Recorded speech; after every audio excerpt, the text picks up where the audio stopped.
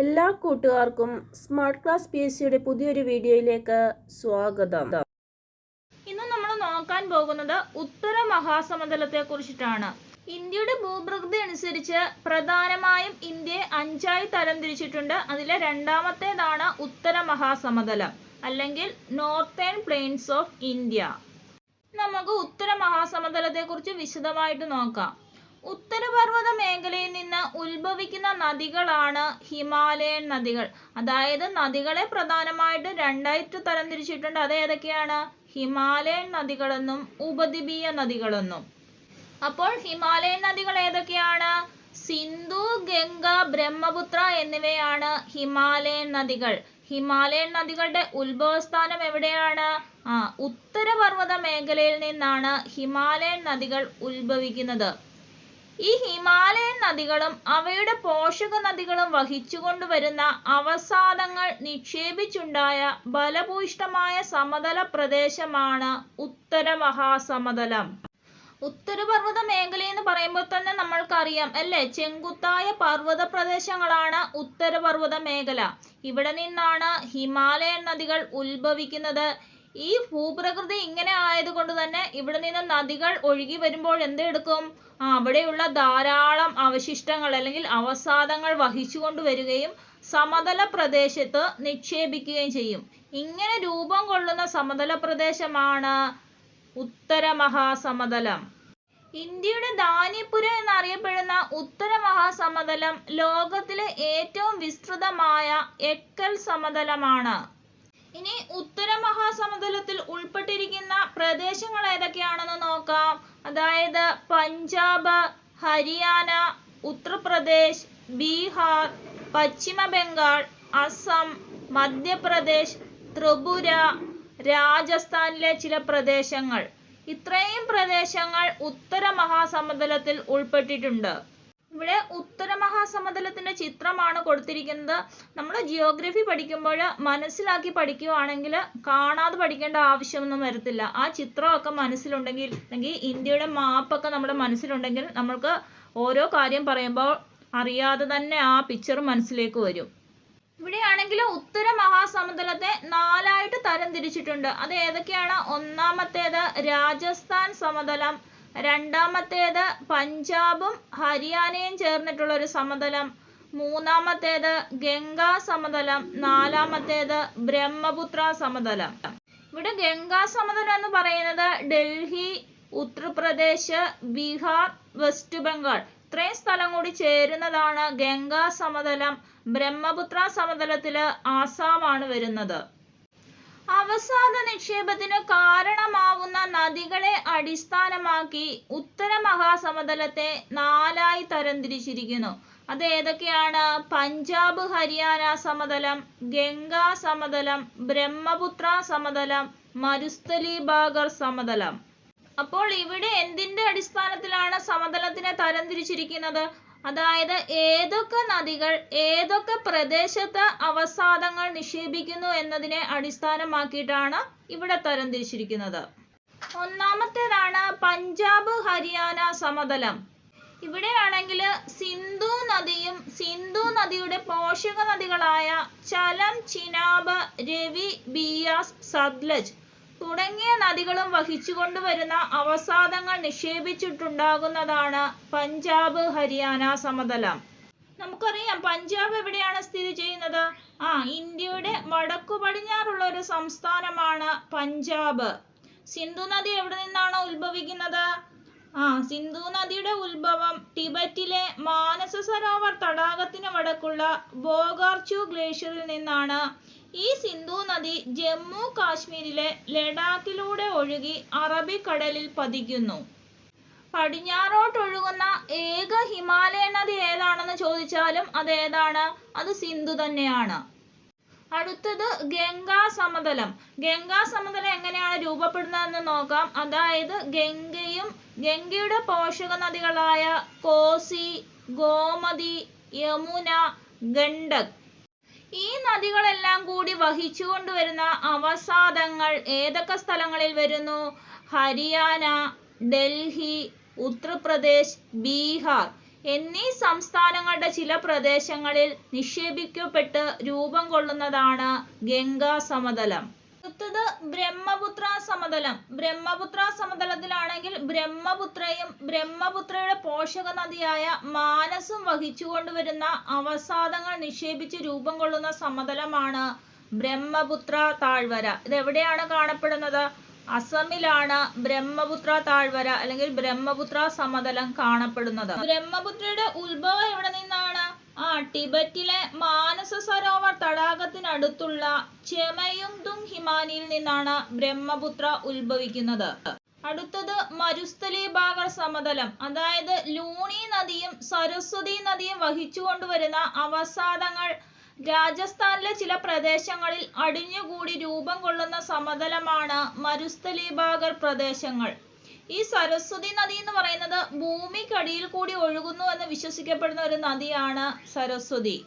Himalayan നദികളും അവയുടെ പോഷക നദികളും വഹിച്ചുകൊണ്ടുവരുന്ന അവസാദങ്ങൾ നിക്ഷേപിച്ച് ഹിമാലയത്തിന്റെ തെക്കുഭാഗത്ത് രൂപം കൊണ്ട സമതലമാണ് ഉത്തര മഹാസമതലം.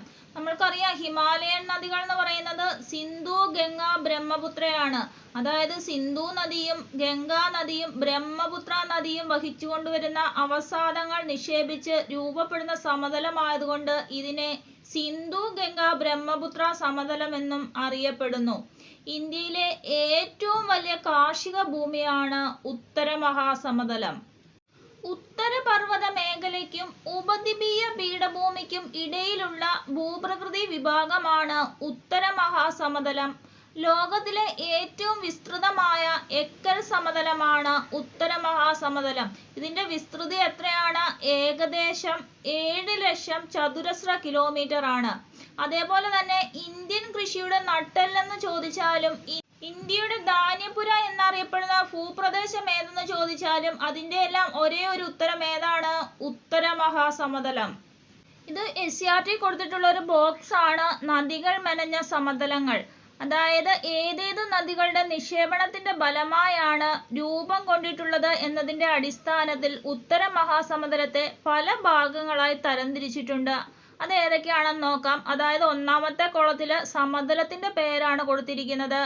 പഞ്ചാബ് ഹരിയാന സമതലം, രാജസ്ഥാനിലെ മരുസ്ഥലി ബാഗർ സമതലങ്ങൾ, ഗംഗാ സമതലം, ആസാമിലെ ബ്രഹ്മപുത്ര സമതലം. അടുത്ത ബോക്സിൽ എന്താണ് കൊടുത്തിരിക്കുന്നത്?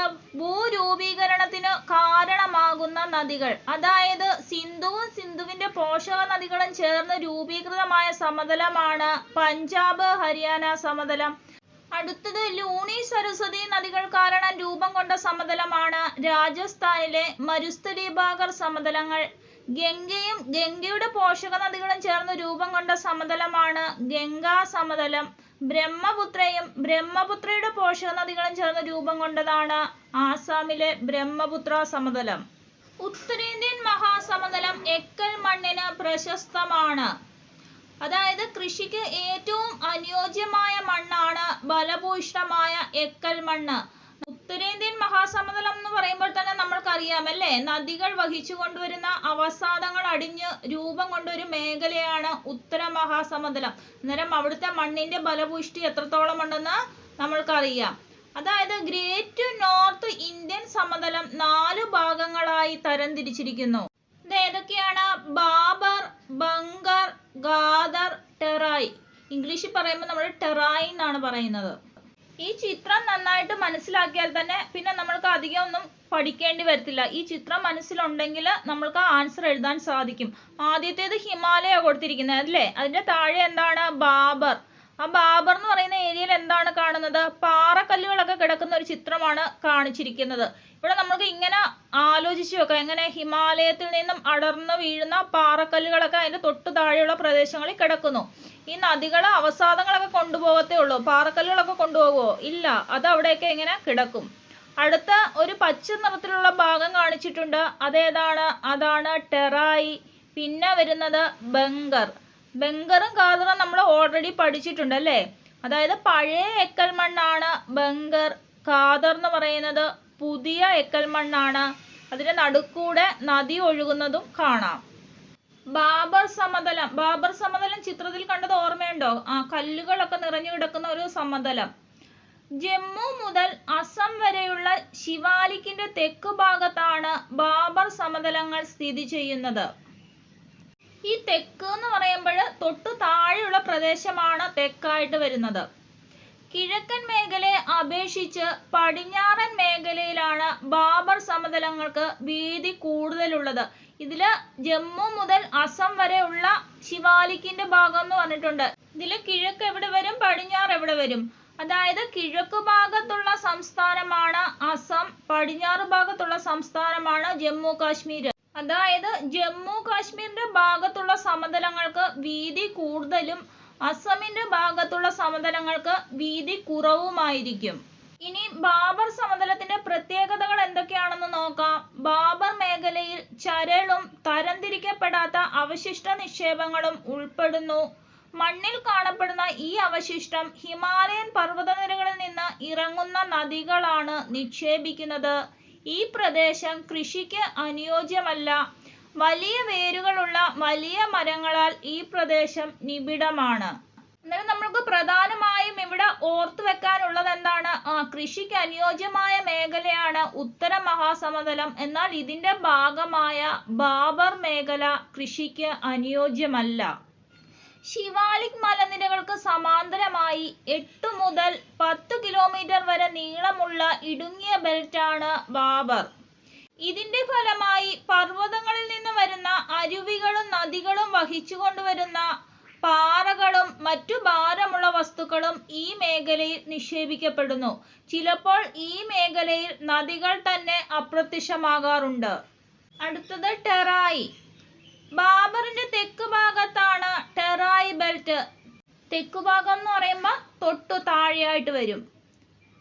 ഏകദേശം 10 മുതൽ 20 കിലോമീറ്റർ വരെ വീതിയുള്ള ഭാഗമാണ് ടെറായി സമതലം.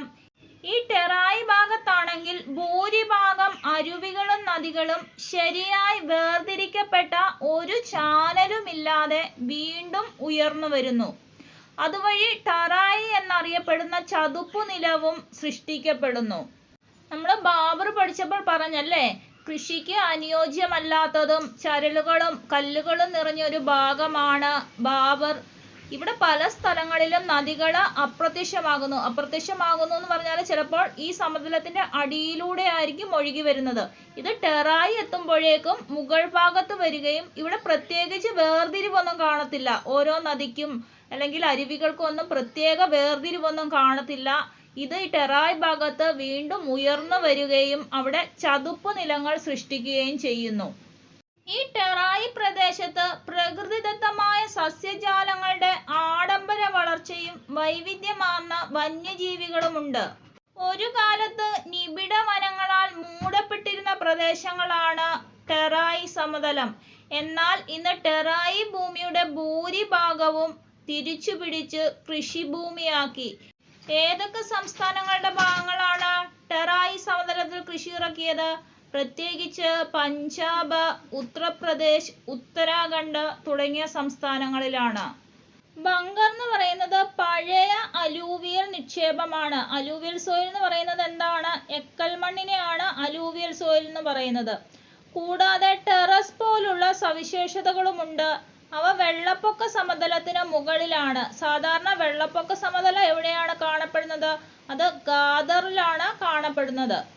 ഈ പ്രദേശത്തെ മണ്ണിൽ കങ്കർ എന്നറിയപ്പെടുന്ന സുഷിരം നിക്ഷേപമുണ്ട്. അവയ്ക്ക് ബലഭൂയിഷ്ഠത കുറവാണ്. അന്നേരം പൊതുവെ ബലഭൂയിഷ്ഠത കുറഞ്ഞ എക്കൽ മണ്ണാണ് ബങ്കർ. അടുത്തതാണ് ഗാദർ സമതലം. ഗാദർ പുതിയ അലൂവിയൽ കൊണ്ട് നിർമ്മിതമാണ്. നദീതീരങ്ങളിൽ വെള്ളപ്പൊക്ക സമതലങ്ങൾ സൃഷ്ടിക്കുന്നു. അതുപോലെ തന്നെ ഗാദർ സമതലം നദീതടങ്ങൾക്ക് സമീപം കാണപ്പെടുന്നു. ഇളം നിറവും മണൽ കലർന്ന ഘടനയും ബങ്കറിനേക്കാൾ സുഷിരവുമാണ്. മിക്കവാറും എല്ലാ വർഷവും നദിയിലെ വെള്ളപ്പൊക്കത്തിൽ അലൂവിയത്തിന്റെ ഒരു പുതിയ പാളി നിക്ഷേപിക്കപ്പെടുന്നു. ഇതു കാരണം ഗാദർ ജലസംവിധാനത്തിലെ ഏറ്റവും ബലഭൂയിഷ്ഠമായ പ്രദേശമാണ്. ഇവിടെ എഴുതിയേക്കുന്ന മിസ്റ്റേക്ക് ഉണ്ട്, ഗംഗർ അല്ല ഗാദർ. അപ്പോൾ വെള്ളപ്പൊക്ക സമതലങ്ങൾ കാണപ്പെടുന്നത് ഗാദറിലാണ്. ബങ്കർ സമതലങ്ങളാണെങ്കിൽ വെള്ളപ്പൊക്ക സമതലത്തേക്കാൾ ഉയരത്തിലാണ്. അതായത് ഓരോ വർഷവും പുതിയ പുതിയ എക്കൽ മണ്ണിന്റെ ഒരു പാളി നിക്ഷേപിക്കപ്പെടുന്നു. ആ പുതിയതായി നിക്ഷേപിക്കപ്പെടുന്നതാണ് കാദർ സമതലം. അപ്പോൾ പഴയ എക്കൽ മണ്ണിന്റെ ഒരു നിര ഉയരത്തിൽ കാണപ്പെടുന്നു. അതാണ് ബങ്കർ. പഞ്ചാബിൽ ഈ വെള്ളപ്പൊക്ക പ്രദേശങ്ങൾ പ്രാദേശികമായി ബെറ്റ്ലാൻഡ്സ് അല്ലെങ്കിൽ ബെറ്റ്സ് എന്നാണ് അറിയപ്പെടുന്നത്. അപ്പോൾ പഞ്ചാബിൽ ഈ വെള്ളപ്പൊക്ക പ്രദേശങ്ങൾ എങ്ങനെയാണ് അറിയപ്പെടുന്നത്? ബെറ്റ്ലാൻഡ്സ് അല്ലെങ്കിൽ ബെറ്റ്സ് എന്നാണ് അറിയപ്പെടുന്നത്. പഞ്ചാബ് ഹരിയാന സമതലത്തിന്റെ പ്രത്യേകതയാണ് ഡോബുകൾ. അതായത് പഞ്ചാബ് ഹരിയാന സമതലത്തിന്റെ പേരെന്താണ്? സിന്ധു സമതലം. ഈ സമതലത്തിന്റെ ഒരു പ്രത്യേകതയാണ് ഡോബുകൾ. ഇനി ഡോബുകൾ എന്താണെന്ന് നമുക്ക് നോക്കാം. രണ്ട് നദികൾക്കിടയിലെ എക്കൽ പ്രദേശമാണ് ഡോബ് എന്ന് അറിയപ്പെടുന്നത്. അന്നേരം രണ്ടു നദികൾക്കിടയിൽ കാണുന്ന എക്കൽ പ്രദേശത്തെ എന്താണ് പറയുന്നത്? ഡോബ് എന്നാണ് പറയുന്നത്. ഇവിടെ പ്രധാനപ്പെട്ട കുറച്ച് ഡോബുകളെ കുറിച്ചാണ് പറഞ്ഞിരിക്കുന്നത്. ഒന്നാമത്തേത് രചന ഡോബ്. ഇത് ഏതൊക്കെ നദികൾക്കിടയിലാണ്? രവി ചിനാബ് നദികൾക്കിടയിലുള്ള ഡോബാണ് രചന ഡോബ്. രവിയുടെ രായും ചിനാബിന്റെ ചനയും കൂടെ ചേർത്തിട്ട് രചന ഡോബ്. അടുത്തത് ബാരി ഡോബ്. ബാരി ഡോബ് ആണെങ്കിൽ ബിയാസ് രവി നദികൾക്കിടയിലുള്ള ഡോബാണ് ബാരി ഡോബ്. അതേപോലെ ബിയാസ് സത്ലജ് നദികൾക്കിടയിലുള്ള ഡോബാണ് ബിസ്ത് ഡോബ്. അടുത്തത് ചലം ചിനാബ് നദികൾക്കിടയിലുള്ള ഡോബാണ് ചച്ച് ഡോബ്. സിന്ധു നദിക്കും ചലം നദിക്കും ഇടയിലുള്ള ഡോബാണ് സിന്ധു സാഗർ ഡോബ്. ഇനി നമുക്ക് ഉത്തര മഹാസമതലവുമായി ബന്ധപ്പെട്ട് കുറച്ച് ക്വസ്റ്റ്യൻ ആൻസറുകൾ നോക്കാം. സിന്ധു ഗംഗ ബ്രഹ്മപുത്ര സമതലം എന്നറിയപ്പെടുന്ന സമതലമാണ് ഉത്തര മഹാസമതലം. ഉത്തരപർവ്വത മേഖലയ്ക്കും ഉപദ്വീപീയ പീഠഭൂമിക്കും ഇടയിലുള്ള ഭൂപ്രകൃതി വിഭാഗമാണ് ഉത്തര മഹാസമതലം. ലോകത്തിലെ ഏറ്റവും വിസ്തൃതമായ എക്കൽ സമതലം ഏതാണ്? അത് ഉത്തര മഹാസമതലമാണ്. അതിന്റെ വിസ്തീർണം ഏകദേശം 7,00,000 ചതുരശ്ര കിലോമീറ്റർ. ഇന്ത്യയിലെ ഏറ്റവും വലിയ കാർഷിക ഭൂമിയാണ് ഉത്തര മഹാസമതലം. ഇന്ത്യൻ കൃഷിയുടെ നട്ടെല്ല് എന്നറിയപ്പെടുന്ന സമതലം ഉത്തര മഹാസമതലം. ഇന്ത്യയുടെ ധാന്യപ്പുര എന്നറിയപ്പെടുന്ന ഭൂപ്രദേശം ഉത്തര മഹാസമതലം. ഭാരതീയ സംസ്കാരത്തിന്റെ ഈറ്റില്ലം എന്നറിയപ്പെടുന്നത് ഉത്തര മഹാസമതലം. ഉത്തര മഹാസമതലത്തിലെ പ്രധാന മണ്ണിനമാണ് എക്കൽ മണ്ണ് അല്ലെങ്കിൽ അലൂവിയൽ മണ്ണ്. ഉത്തര മഹാസമതല പ്രദേശങ്ങളിൽ പുതിയതായി നിക്ഷേപിക്കപ്പെടുന്ന എക്കൽ മണ്ണ് അറിയപ്പെടുന്നത് കാദർ. കൃഷിക്ക് ഏറ്റവും അനുയോജ്യമായ മണ്ണാണ് കാദർ. ഉത്തര മഹാസമതല പ്രദേശങ്ങളിൽ കാണപ്പെടുന്ന പഴക്കമേറിയ എക്കൽ നിക്ഷേപം ബങ്കർ. ഉത്തര മഹാസമതലത്തിലെ ഏറ്റവും വിസ്തൃതമായ പ്രദേശം ബങ്കർ. ചുണ്ണാമ്പു കല്ലുകളാൽ സമൃദ്ധമായ ബങ്കർ മണ്ണ് അറിയപ്പെടുന്നത് കാങ്കർ. കാങ്കർ സമതലം പഞ്ചാബിൽ അറിയപ്പെടുന്നത് ബെറ്റ്. ഇന്ത്യയിൽ ഭൂകമ്പ സാധ്യത ഏറ്റവും കൂടുതലുള്ള മേഖലയാണ് ഗംഗ ബ്രഹ്മപുത്ര താഴ്വര. ഉത്തര മഹാസമതലത്തിൽ മഴ കുറവ് ലഭിക്കുന്ന ഭാഗം പടിഞ്ഞാറ്. ഉത്തര മഹാസമതലത്തിന്റെ പടിഞ്ഞാറ് ഭാഗത്ത് കൃഷി ചെയ്യുന്ന വിളകളാണ് ബജ്റ, ജോവർ. രാജസ്ഥാനിൽ കാണപ്പെടുന്ന ഉത്തര മഹാസമതലത്തിന്റെ ഭാഗം മരുസ്ഥലി ബാഗർ. മരുസ്ഥലി ബാഗർ പ്രദേശത്ത് നടപ്പിലാക്കിയ ജലസേചന പദ്ധതിയാണ് ഇന്ദിരാഗാന്ധി ജലസേചന പദ്ധതി. പഞ്ചാബ് ഹരിയാന സമതല പ്രദേശത്തിലെ പ്രധാന വിളകളാണ് ഗോതമ്പ്, ചോളം, കരിമ്പ്. ബ്രഹ്മപുത്ര സമതലത്തിലെ പ്രധാന വിളകളാണ് നെല്ല്, ചണം. രണ്ടു നദികൾക്കിടയിലുള്ള എക്കൽ പ്രദേശം അറിയപ്പെടുന്നത് ഡോബ്. ബിയാസ് രവി നദികൾക്കിടയിലുള്ള ഡോബ് ബാരി ഡോബ്. ബിയാസ് സത്ലജ് നദികൾക്കിടയിലുള്ള ഡോബ് ബിസ് ഡോബ്. ചിനാബ് രവി നദികൾക്കിടയിലുള്ള ഡോബാണ് രചന ഡോബ്. ചലം ചിനാബ് നദികൾക്കിടയിലുള്ള ഡോബാണ് ചാഷ് ഡോബ്. ഉത്തര മഹാസമതലത്തിന്റെ പടിഞ്ഞാറ് ഭാഗത്ത് സ്ഥിതി ചെയ്യുന്ന മരുഭൂമിയാണ് താർ മരുഭൂമി. താർ മരുഭൂമിയിലെ മരുപ്പച്ച എന്നറിയപ്പെടുന്നത് ജയ്സാൽമീർ.